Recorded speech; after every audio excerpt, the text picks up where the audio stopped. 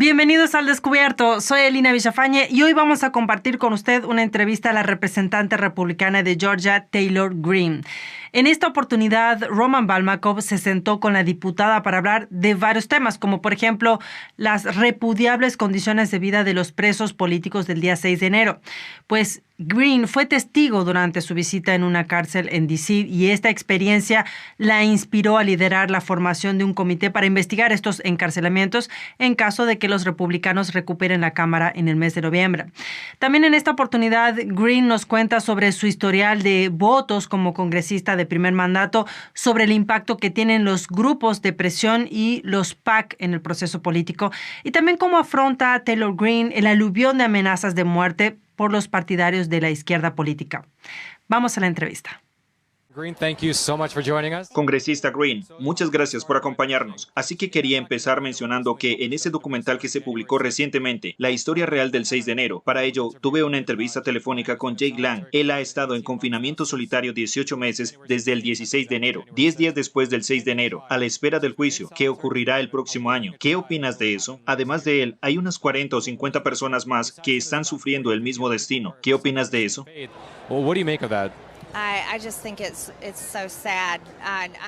Creo que es muy triste. Yo misma y el congresista Lori Gohmert fuimos los dos únicos miembros republicanos del Congreso que entramos en la cárcel y vimos a los hombres retenidos allí en la cárcel de D.C. Ahora hay otros detenidos en todo el país, pero esa ha sido la única a la que hemos podido entrar. Y voy a decir que hay muchos otros miembros republicanos del Congreso que quieren ir, y tengo una solicitud con el alcalde de D.C. y la cárcel para ir a un recorrido, y ni siquiera se nos ha respondido, así que es trágico. Pero lo que está pasando es una verdadera persecución política. No hay ninguna razón para lo que les está pasando. Si no cometieran ningún delito que fuera peor, sobre todo que los alborotadores de Antifa o BLM, ¿cierto? Pero la forma en que los demócratas están manejando esto es que están abusando de ellos a propósito, persiguiéndolos a propósito, para enviar un mensaje a cada uno de los estadounidenses de que si alguna vez nos cuestionan o se levantan contra nosotros, esto es lo que les sucederá, y eso nunca debería ocurrir en Estados Unidos. ¿Qué viste cuando pudiste entrar? Lo tengo grabado en mi memoria. Nunca lo olvidaré. Pero toda la cárcel me resultó desgarradora. No solo los acusados del 6 de enero, sino muchas otras áreas de la cárcel. Porque aquí es donde la gente está porque ha cometido delitos y está cumpliendo su condena. Y por lo tanto no es un buen lugar, sea como sea. Pero los del 6 de enero, cuando las puertas se abrieron y entramos, había como una zona común. Nos oyeron entrar y los hombres empezaron a salir. Y cuando nos vieron, estallaron en aplausos y ovaciones, pero también lloraron. Y se veían destrozados. No tengo palabras para describirlo. No se habían cortado el pelo, no estaban limpios, no se habían afeitado, estaban sucios. Pero ellos, sus espíritus estaban rotos. Sus espíritus estaban completamente rotos, en el olvido. Y se sienten así. No han visto a sus familias desde que están allí. Apenas pueden hablar con sus abogados y realmente sienten que nadie los quiere. Pero cuando entramos y nos vieron, fue como la esperanza en sus ojos por primera vez. Y me gustaría que todo el mundo pudiera verlo. Realmente lo deseo. Y que las palabras que dijeron, las cosas que dijeron, y que realmente aman a nuestro país. Ahora, algunos de ellos realmente hicieron cosas malas. Por supuesto, no estoy en desacuerdo con que sean arrestados o acusados, pero merecen un juicio justo. Se merecen sus derechos al debido proceso. No se merecen que esto se alargue. Sus familias no se merecen esto. Nada de esto debería ocurrir de esta manera. Deberían ser tratados con justicia. Todas las personas en América deberían ser tratadas con justicia cuando se les acusa de algo, pero no lo son. No están siendo tratados con justicia y ellos lo saben. Ya sabes, en esos casos, muchas veces los jueces tienen una amplia discreción para el castigo. Y he investigado varios de esos casos porque me preguntaba cómo podían justificar que se mantuviera a esas personas encerradas ante el juicio durante tanto tiempo. Y decían, bueno, hay riesgos de fuga que son peligrosos, la sociedad, etc. Lo cual quiero decir, en mi opinión no legal, no parece ser el hecho. Pero déjeme preguntarle esto. Las encuestas muestran que muy probablemente los republicanos recuperarán la Cámara en noviembre. Si eso sucediera, ¿prevé usted que se forme algún tipo de audiencia o comité para investigar cómo fueron tratados estos prisioneros? Oh, definitivamente lo quiero, lo lideraré, pero creo que otros republicanos se unirán a mí, de verdad. No todos, hay muchos republicanos que no se sumarán a este tema, y creo que eso está mal, porque es importante para los votantes republicanos. La gente viene a mí sin parar, escriben cartas,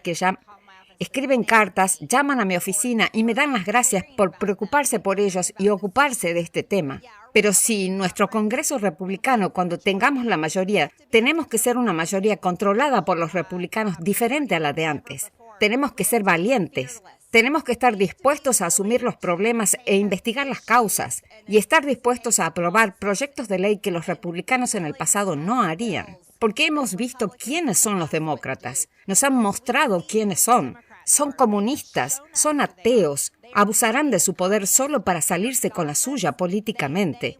Y porque sabemos que no podemos ser un partido republicano temeroso, que solo trata de quedarse con los temas fáciles de la tendencia general, ahora podemos arreglar la economía, podemos detener esta inflación, podemos resolver los problemas de delincuencia, podemos asegurar la frontera, podemos volver a poner la energía estadounidense en marcha.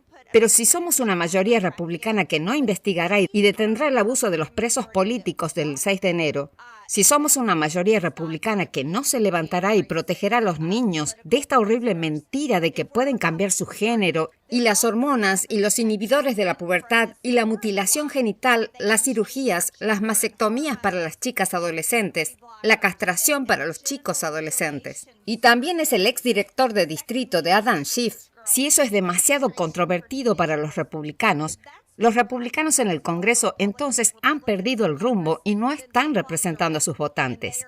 ¿Y quieres saber algo? Eso sería una tragedia, porque adivina qué, hay votantes que nos mostrarían en 2024 que no están satisfechos. Y no podemos hacer que todo el país pague por ello. Así que tenemos que demostrarlo, tenemos que hacer un buen trabajo. Bueno, en términos de costearlo, quiero decir, estabas hablando de costearlo ampliamente, pero en términos de, digamos, la deuda nacional, oficialmente está sentada alrededor de 30 billones, pero si se agrega pasivos no financiados, seguridad social, Medicare, Medicaid, etc., he visto estimaciones de hasta 160 billones. Quiero decir, antes de llegar al Congreso, usted dirigía un negocio, así que sabes que no puedes dirigir ese tipo de negocio para siempre. Pero, ¿qué es lo que pronostica? Porque tanto si es una administración republicana, liderada por la Cámara de Representantes, como si es liderada por los demócratas, parece que esa cifra se dispara y se descontrola. Sea como sea, ¿ves alguna forma posible de que eso no ocurra? ¿Hay alguna voluntad política? Hay, y estoy feliz de decirles que incluso como Kevin McCarthy ha estado diciendo, tenemos que trabajar en este déficit. Tenemos que poner nuestro presupuesto bajo control. El gasto por mandato año tras año también es tan malo. Así que tendremos que ser una mayoría republicana que se ocupe de estos temas difíciles. Porque seamos sinceros, somos un barco que se hunde. Somos como el Titanic, que literalmente se está hundiendo. Y todo el mundo está en la cubierta superior como en una fiesta. Y es una locura. Y usted sabe, siendo un empresario y siendo simplemente un americano normal, que se volvió lo suficientemente loco para presentarse al Congreso. De verdad. Si no abordamos estos temas, estamos entregando una catástrofe y un fracaso a nuestros hijos y a nuestros nietos. ¿Y qué clase de personas somos para hacer eso? Es nuestra responsabilidad. Tenemos que hacerlo.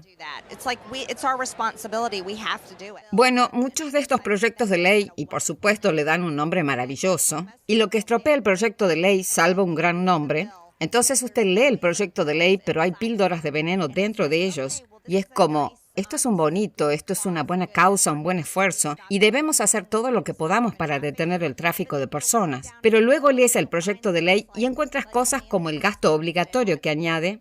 O, de nuevo, podemos decir que el dinero no es importante cuando se trata de la trata de personas. Pero ¿qué pasa cuando pone un trato preferencial sobre las identidades y cosas así? Por supuesto, quiero votar a favor de un proyecto de ley que gasta dinero para detener la trata de personas, y lo haré con mucho gusto. Pero no puedo votar por proyectos de ley que tienen estas píldoras de veneno dentro de ellos, que es como un medio bueno y luego es un montón de malo. Este no es el tipo de proyectos de ley que deberíamos votar en el Congreso. Y la razón por la que tenemos muchos proyectos de ley a los que voto en contra es que no son de un solo tema. Tienes un proyecto de ley que se supone que es para detener el tráfico de personas, o digamos que tal vez para algo contra China, pero luego meten un montón de otros temas y un montón de otros gastos. Y eso hace que todo el proyecto de ley sea tóxico. Si votáramos sobre proyectos de ley de un solo tema, podríamos resolver muchos problemas. Pero el Congreso no funciona así. Todo gira en torno a los intereses especiales. Y te diré una cosa. Yo y mi colega Matt Gaetz somos los 2 miembros de la Cámara que no aceptan donaciones de un grupo de presión o PACs corporativos. Y puedo decirles que eso hace una gran diferencia. No estamos comprados y pagados en Washington, D.C. No servimos a Washington, D.C. Realmente podemos servir a nuestros electores y preocuparnos solo por la gente y las causas reales. Pero por desgracia, la mayoría de los miembros del Congreso aceptan esas donaciones y eso puede influir en su forma de votar.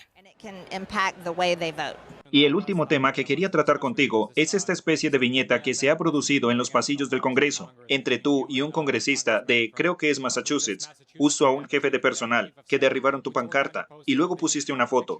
¿Puedes explicar el escenario a la audiencia?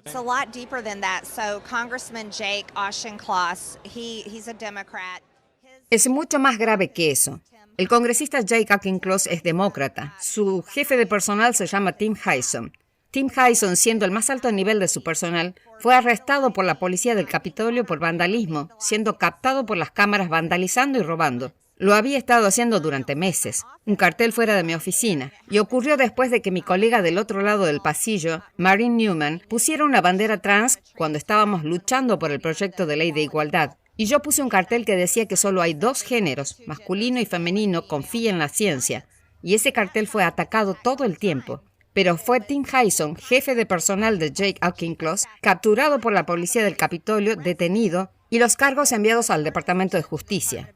Jake Auchincloss se ha negado a despedirlo, se ha negado a hacerle nada, y me ataca por mi género y mi religión. Esa es la forma que ataca ese cartel. Y Tim Hyson está casado con otro hombre, así que obviamente está ofendido por mi hijo. Y también es el exdirector de distrito Adam Schiff, así que puedes ver que este tipo de inclinación política que tienen, nadie se disculpa por él. De hecho, me están acusando de crear un ambiente de trabajo tóxico, cuando en realidad han creado un ambiente de trabajo peligroso para mí, porque tengo amenazas de muerte. Me atacan constantemente y me atacan por mi género y mi religión, y no se disculpan. Y también quiero que sepas esto.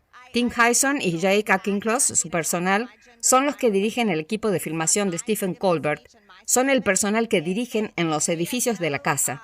Y estaban apuntando a la oficina de Kevin McCarthy, Jim Jordan, Lauren Bubarks y mi oficina, y están en video fuera de mi oficina haciendo todas estas cosas. Y adivinen qué, ese letrero era una de las cosas con las que se metieron, así que es un ambiente de trabajo sin ley. Es mediocre, pero en realidad no es mediocre. Es un reflejo de cómo pueden salirse con la suya. Creen que pueden salirse con la suya. No hay responsabilidad y nunca pagan el precio. Pero si hacemos algo, nos persiguen hasta el final.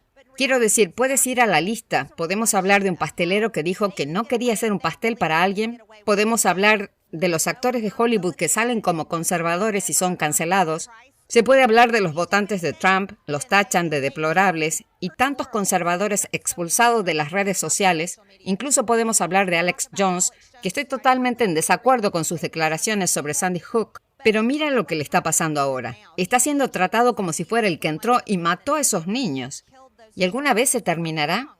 La familia Trump, lo que le ha pasado es increíble. Eric Trump ha sido citado más de 400 veces por miembros demócratas del Congreso. ¿Para qué? Él solo dirige sus negocios, no tiene nada que ver con la política. Nunca se detienen.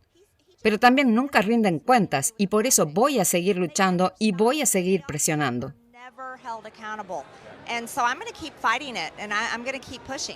Ayer mismo hubo una mujer de 80 años en el YMCA de Washington, a la que echaron de la piscina porque se quejaba de que había un hombre en el vestuario. Así que parece que no es solo en los deportes, no es solo aquí, no es solo allá. Parece que se está extendiendo cada vez más. ¿Qué ves como solución real a este tipo de movimiento transgénero creciente donde las mujeres no pueden sentirse seguras en un vestuario?